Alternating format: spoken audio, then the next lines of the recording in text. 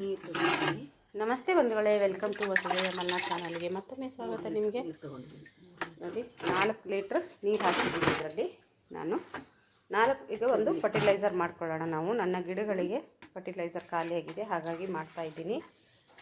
4 litre ನೀರಿಗೆ ನಾನು 4 litre ನೀರಿಲ್ಲ, ಇದರಲ್ಲಿ ಇನ್ನೂ ಜಾಸ್ತಿ ಹಾಕ್ತಿದ್ದೀನಿ, ಹೇಳ್ತೀನಿ ಇವಾಗ. ಫಸ್ಟ್ 4 ಲೀಟ್ರ್ ನೀರು ಹಾಕ್ಕೊಂಡಿದ್ದೀನಿ. ಹಾಕ್ಕೊಂಡು 3 kg ಸಗಣಿ ಹಾಕಿದ್ದೀನಿ. 3 ರಿಂದ 4 kg ಸಗಣಿ ಹಾಕಿದ್ದೀನಿ ನಾನು. ಸಗಣಿ ಹಾಕಿಬಿಟ್ಟು ಚೆನ್ನಾಗಿ ಕಲಿಸ್ಬೇಕು, ಆ ಉಂಡೆ ಎಲ್ಲ ಹೋಗಬೇಕು. ಹಾಗೆ ಸಗಣಿ 3 ದಿವಸದ ಒಳಗಡೆದಾಗಬೇಕು. 3 ದಿವಸಕ್ಕಿಂತ ಜಾಸ್ತಿ ಇದು ಬೇಡ. First day, second day, third day ಒಳಗಡೆ ಆಗಬೇಕು ಸಗಣಿ.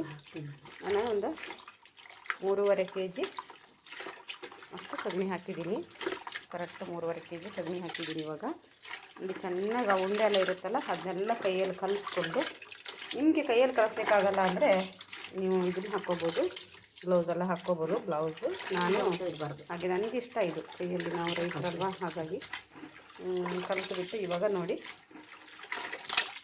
ಇವಾಗ ರೈತರಲ್ಲ, ಬಟ್ ಫಸ್ಟ್ ನಾವು ರೈತರ ಮಕ್ಕಳು. ಹಾಗಾಗಿ ಇವಾಗ ಕಸ ಕಡ್ಡಿ, ಅದರೊಳಗಿರೋಂಥ ಕಸ ಕಡ್ಡಿ ಎಲ್ಲ ತೆಗೆದು ಬಿಡಬೇಕು.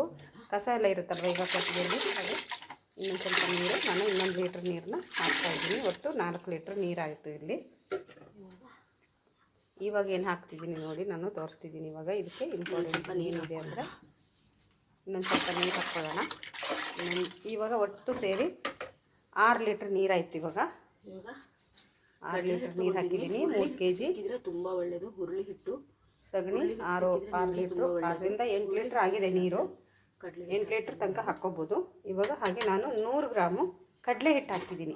ನೀವು ಕಡಲೆ ಹಿಟ್ಟು ಬದಲಿಗೆ ಹುರುಳಿ ಹಿಟ್ಟು ಹಾಕ್ಕೊಂಡ್ರೆ ಇನ್ನೂ ಬೇಗ ರಿಸಲ್ಟ್ ಕೊಡುತ್ತೆ, ಅಂದರೆ ಒಳ್ಳೆ ಚೆನ್ನಾಗಿ ಜಾಸ್ತಿ ಇದು ಸಿಗುತ್ತೆ.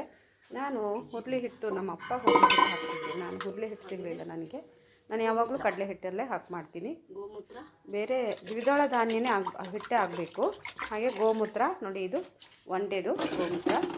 ಹಾಗೆ ನಾನು ಗೋಮೂತ್ರ ಇಲ್ಲಿ ನಾನು 2 ಲೀಟ್ರ್ ಹಾಕ್ತಿದ್ದೀನಿ. ಗೋಮೂತ್ರ 2 ಲೀಟ್ರ್ ಹಾಕ್ತಿದ್ದೀನಿ ನೋಡಿ. 2 ಲೀಟ್ರ್, 4 ಲೀಟ್ರ್ ಸಗಣಿಗೆ, ಅದು ಫಸ್ಟ್ 4 kg ಸಗಣಿಗೆ 2 ಲೀಟ್ರು ಅಂತ. ಇದು ಒಂದು 3/4 ಲೀಟ್ರ್ ಇತ್ತು ಸಗಣಿ, ಇದು ಗೋಮೂತ್ರ. ಸಗಣಿ ಎಲ್ಲ ಗೋಮೂತ್ರ 3/4 ಲೀಟ್ರ್, 1 ಲೀಟ್ರಿಗೆ ಸ್ವಲ್ಪ ಕಡಿಮೆ ಇತ್ತು. ಇದನ್ನು ಎಲ್ಲವನ್ನು ಹಾಕಿ ನೀಟಾಗಿ ಹಾಕಾದ್ಮೇಲೆ, ಇದು ತುಂಬ ಗಿಡಗಳಿಗೆ ತುಂಬ ಪೌಷ್ಟಿಕ ಆಹಾರ ಇದ್ದ ಹಾಗೆ ಇದು. ನನ್ನ ಗಿಡಗಳೆಲ್ಲ ಸ್ವಲ್ಪ ಹೂವು ಅಂದರೆ ಏನು ಯಾವಾಗಲೂ ನಾನು ಮಾಡ್ತಾಯಿರ್ತೀನಿ. 15 ದಿವಸಕ್ಕೊಂದ್ಸಲ ಇದನ್ನು ಕೊಡ್ತಾಯಿರ್ತೀನಿ ನಾನು. ಇವಾಗ ಗಂಟು ಇಲ್ಲದ ಹಾಗೆ ಒಂದು ಕಟ್ಟಿಗೆ ಪೀಸ್ ಆಗಬೇಕು, ಕೋಲ್ ಆಗಬೇಕು, ಕಬ್ಬಣ ಎಲ್ಲ ಆಗಬಾರ್ದು. ಅದನ್ನು ಹಾಕಿ ಚೆನ್ನಾಗಿ ಅದರಿಂದ ಕಲಸಬೇಕು, ಮಿಕ್ಸ್ ಕೊಡಬೇಕು ನೀಟಾಗಿ. ಒಂದೇ ಸೈಡು ಈಗ ಸಂಸ್ಕಾರ ಕೊಡೋದು ಅಂತ ಏನೋ ಹೇಳ್ತಾರೆ, ಅದಕ್ಕೆ ನಮ್ಮ ಅಪ್ಪ ಹೇಳ್ತಿದ್ರು. ನನಗೆ ಅದು ನೆನಪಿಲ್ಲ, ಚಿಕ್ಕವಳಿರ್ತಾಗ ಮಾಡ್ತಿದ್ರು, ನಾನು ಚಿಕ್ಕವಳಿರ್ತಾ. ಹಾಗಾಗಿ ಈ ಥರ ಎಲ್ಲ ಮಿಕ್ಸ್ ಮಾಡಿ, ಅಂದರೆ ಒಂದು ಮುಚ್ಚಳ ಇರೋ ಅಂಥ ಡಬ್ಬನೇ ತಗೋಬೇಕು ನೀವು. ಈಗ ಮುಚ್ಚಿ ಇಟ್ಬಿಡಬೇಕು. ಮುಚ್ಚಿ ಇದು 4 ಡೇಸಿಂದ ಉಪಯೋಗಿಸ್ಬೋದು. 5 ಡೇಸಿಂದ, 4 ಅಲ್ಲ 5 ಡೇಸಿಂದ ಉಪಯೋಗಿಸ್ಬೋದು. ಆದರೆ ಪ್ರತಿದಿನ ಡೈಲಿ ತೆಗೆದು ಇದನ್ನು ಒಂದು 7 ದಿವಸ ಬಿಡಬೇಕು. ಆದರೆ ಪ್ರತಿದಿನ ತೆಗೆದು ಮುಚ್ಚಳ ತೆಗೆದು ಮತ್ತೆ ನಾವು ತಿರುಗಿಸ್ಬೇಕು. ಯಾಕೆ ಅಂದರೆ ಅದರಲ್ಲಿ ಗ್ಯಾಸ್ ಆ್ಯಡ್ ಆಗಿರುತ್ತೆ. ಆ ಗ್ಯಾಸ್ ಎಲ್ಲ ಹೋಗೋ ತನಕ ನೀವು ಅದಕ್ಕೋಸ್ಕರ 5 ರಿಂದ 7 ದಿವಸ ತೆಗಿತೀವಿ. 7 ದಿವಸದ ಒಳಗಡೆ ಉಪಯೋಗಿಸ್ಬೋದು. ಅಂದರೆ ಅದಕ್ಕೂ ಮುಂದೆ 7 ದಿವಸ ಮೇಲೆ ನೋಡಿ. ಈಗ ಹೇಗೆ ಕಾಣ್ತಾ ಇದೆ, ಚಿಕ್ಕದಾಯಿತು. ಇನ್ನು ಎಷ್ಟು ದಿವಸ ಬೇಕಾದ್ರೂ ಇಟ್ಕೋಬೋದು ಇದನ್ನು.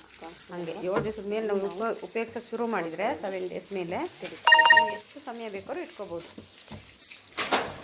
ಓಕೆನಾ? ನೋಡಿ, ಈಗ ನಾನು ಓಪನ್ ಮಾಡಿ ತೋರಿಸ್ತೀನಿ. ಎಷ್ಟು ಗ್ಯಾಸ್ ಆಗಿದೆ ನೋಡ್ತಾ ಇದ್ದೀರಲ್ವ, ಎಷ್ಟು ತುಂಬಿಕೊಂಡಿದೆ. ನಾನು ಹಾಕಿ 3/4 ಇತ್ತು, ಆ ಬಕೆಟಲ್ಲಿ 3/4 ಇತ್ತಲ್ವ ನಾನು ಮಾಡ್ತಾ. ಇವಾಗ ನೋಡಿ ಅದು ಎಷ್ಟಾಗಿದೆ ಅಂದರೆ ಮುಚ್ಚಳಕ್ಕೆಲ್ಲ ಆಗಿದೆ, ಅಷ್ಟು ಗ್ಯಾಸ್ ಆಗಿದೆ. ಇವಾಗ ಚೆನ್ನಾಗಿ ನಾವು ತಿರುಗಿಸಿ ಮುಚ್ಚಿ ಮತ್ತೆ ನೋಡಿ, ಚೆನ್ನಾಗಿ ತಿರ್ಸಿ ಮತ್ತೆ ಮುಚ್ಚಿಡಬೇಕು. ಇದೇ ಥರ ಮುಚ್ಚಿಟ್ಬಿಟ್ಟು ನೋಡಿ, ಬನ್ನಿ ಏನಾಗಿದೆ ನೋಡೋಣ. ಮತ್ತೆ 2 ದಿವಸಕ್ಕೂ, 1 ದಿವಸಕ್ಕೂ ಪ್ರತಿದಿನವೂ ತೆಗೆದು ನೋಡಿದವಾಗ ಇದು ನನಗೆ 7 ಡೇಸ್ ಆಗಿದೆ. 7 ಡೇಸ್ ಕರೆಕ್ಟಾಗಿ 7 ಡೇಸ್ ಆಗಿದೆ. ಇವಾಗ ಈ ಥರ ಬಂದಿದೆ ನೋಡಿ, ಕಾಣಿಸ್ತಿದಲ್ವಾ? ಎಲ್ಲ ಗ್ಯಾಸು ಹೋಗಿದೆ ಮತ್ತು ನೋಡಿ ನಾನು ಎಷ್ಟು ಕಷ್ಟ ಎಷ್ಟಿತ್ತಲ್ವ ಅಷ್ಟೇ ಇದೆ ಇವಾಗ ಅಲ್ವಾ. ನಾನು ಎಷ್ಟು ಮುಕ್ಕಾಲು ಬಕೆಟ್ ಇತ್ತಲ್ವಾ ಅಷ್ಟೇ ಮುಕ್ಕಾಲು ಬಕೆಟ್ ಬಂದಿದೆ ಇವಾಗ. ಗಿಡಗಳಿಗೆ ಹಾಕಿ ಈ ಟೈಮ್ ನೋಡ್ಕೋಬೇಕು ನೀವು. ಈ ಥರ ಎಷ್ಟು ದಿವಸಕ್ಕೆ 5 ಡೇಸಿಂದ 7 ಡೇಸ್ ಒಳಗಡೆ ಇದಾಗಿರುತ್ತೆ ಈ ಥರ. ಕೆಲವು ಒಂದೊಂದ್ಸಲ ಜಾಸ್ತಿ ಇದೇನೋ ತೊಗೊಂಡಿರುತ್ತಲ್ಲ, ಹಾಗಾಗಿ 7 ಡೇಸ್ ಹೇಳೋದು. ಇವಾಗ ಇನ್ನೊಂದು ಬಕೆಟಲ್ಲಿ ನಾನು ಒಂದು 15 ಲೀಟ್ರ್ ನೀರು ಇಟ್ಕೊಂಡಿದ್ದೀನಿ. 15 ಲೀಟ್ರು ಇದು 10ರಿಂದ 15 ಲೀಟ್ರ್ ಇದೆ. ಇದು 8 ಲೀಟ್ರ್ ನೀರು ಅಂದಾಜಿಗೆ. ನೀವು ಒಂಚೂರು ಹೆಚ್ಚು ಕಡಿಮೆ ಮಾಡಿ, ಹೆಚ್ಚೇ ಮಾಡ್ಕೋಬೋದು, ಕಡಿಮೆ ಮಾಡ್ಕೋಬೇಡಿ. ಆದರೆ ಎಷ್ಟು ನಾವು ಉಪಯೋಗಿಸ್ತೀರಿ ಅದ್ರ ಮೇಲೆ. ನಾನು ಇದಕ್ಕೆ 3 ಲೀಟ್ರು ಈ ಫರ್ಟಿಲೈಸರ್ ಇತ್ತಲ್ಲ, ಇದನ್ನು 3 ಲೀಟ್ರ್ ನಾನು ಇಲ್ಲಿ ಕಾಣಿಸ್ತಾ ಇದೆ ಅಲ್ವಾ ನಿಮಗೆ. ನಾನು 10ರಿಂದ ಅಲ್ಲಿಗೆ ತೋರಿಸ್ತಾ ಇದ್ದೀನಿ. ಯಾವುದೇ ತರಕಾರಿ, ಸೊಪ್ಪು, ಹೂವಿನ ಗಿಡ, ಯಾವುದೇ ದೊಡ್ಡವ್ರು ಮಾಡೋದು, ದೊಡ್ಡ ತೋಟಗಾರಿಕೆಗಳು ದೊಡ್ಡ ಪ್ರಮಾಣದಲ್ಲಿ ಮಾಡ್ತಾರೆ. ಯಾವುದೇ ಗಿಡಗಳಿಗೂ ಉಪಯೋಗಿಸ್ಬೋದು ಈ ಥರ. ಮತ್ತೆ ಹಾಗೆ ಇಟ್ಕೊಂಡು ನೀವು ಯಾವಾಗ ಬೇಕೋ ನಾವು ಉಪಯೋಗಿಸ್ಕೋಬೋದು ಎಲ್ಲ ಗಿಡಗಳಿಗೆ ತನಕ. ನಾನು ಇವಾಗ ನೋಡಿ ಅಷ್ಟು ನೀರು ಹಾಕಿದ್ದೀನಿ. ಇನ್ನೂ ಸ್ವಲ್ಪ ನೀರು ಬೇಕಾದ್ರೆ ಹಾಕ್ಕೋಬೋದು. ನನಗೆ ಸಾಕು ಬರುತ್ತೆ. ಬಂತು ಗಿಡಗಳೇ ಇದ್ದಾವೆ ಎಲ್ಲ ನೋಡಿ. ಎಲ್ಲ ಗಿಡಗಳಿಗೆ ನಾನು ಕೊಡ್ತಾ ಇದ್ದೀನಿ. 15 ದಿವಸಕ್ಕೆ ಇದನ್ನೇ ಹಾಕಿರೋದು. ಇದು ಎಷ್ಟು ಹೋಗ್ಬಿಟ್ಟಿದೆ ನೋಡಿ, ಗಿಡ ಹೂವು ದೊಡ್ಡ ಗಿಡಗಳು ಕೂಡ ಹೋಗ್ಬಿಟ್ಟಿದೆ ನೋಡಿ. ಹೇಗೆ ಹಾಗೆ ಅಲ್ಲೇ ಯಾಕೋ ಸಾಯ್ತಾ ಇದೆ, ನನ್ನ ಬೆಳೆದಿದೆ ಅಂತ ಬಾಳ್ತಾ ಇದೆ ಅನ್ನೋರು ಇದನ್ನ ಮಾಡಿ ಈ ಥರ ಕೂಡ ಇದನ್ನು ಮಾಡ್ಬೋದು ನೋಡಿ. ಈ ಥರ ಬೆಳ್ಕೊಂಡಿದೆ. ಇನ್ನೂ ಬಿಡ್ತಾನೆ ಇದೆ ನೋಡಿ, ಎಷ್ಟೊಂದಿದೆ ಈ ಥರ ಬೆಳ್ಕೊಂಡಿದೆ. ಹೂವು ತರಕಾರಿಗೆಲ್ಲ ಹಾಕಿ ಎಷ್ಟು ಚೆನ್ನಾಗಿ ಬರುತ್ತೆ. ಈ ಥರ ಬೆಳ್ಕೊಂಡಿದೆ ನೋಡಿ. ಗಿಡಗಳೇ ಹೂವೇ ಕಾಣಿಸ್ತಿಲ್ಲ ಅಂತ ಹೋಗ್ಬಿಡತ್ತೆ, ಅಷ್ಟು ಗಿಡನೇ ಬೆಳ್ಕೊಂಡಿದ್ದೆ ನಾನು. ಎಷ್ಟು ಮುಗ್ಬಿಟ್ಟಿದೆ, ಚೆನ್ನಾಗಿದೆ ನೋಡಿ. ಓಕೆ, ಇವಾಗ ಯಾವ ಗಿಡಗಳು ಬೇಕಾದ್ರೂ ನೀವು ಎಷ್ಟು ಮಗ್ಗುಗಳು ಕಾಣ್ತಿದೆ ಅಂತ ಇವಾಗ ಎಲ್ಲ ಗಿಡಗಳು ಹಾಕ್ಬೋದು. ಈ ಫರ್ಟಿಲೈಸರ್ನ ಯಾಕೆ ನೀರು ಹಾಕಬೇಕು, ಹಾಗೆ ಹಾಕ್ಲಿಕ್ಕಾಗಲ್ಲ ಅಂತ ಕೇಳ್ತೀರಲ್ವಾ? ನಮಗೆ ಎಷ್ಟು ತಿನ್ನಬೇಕು ಅಷ್ಟೇ ತಿನ್ನಬೇಕಲ್ವಾ. ಜಾಸ್ತಿ ತಿಂದರೆ ನಮ್ಮ ದೇಹ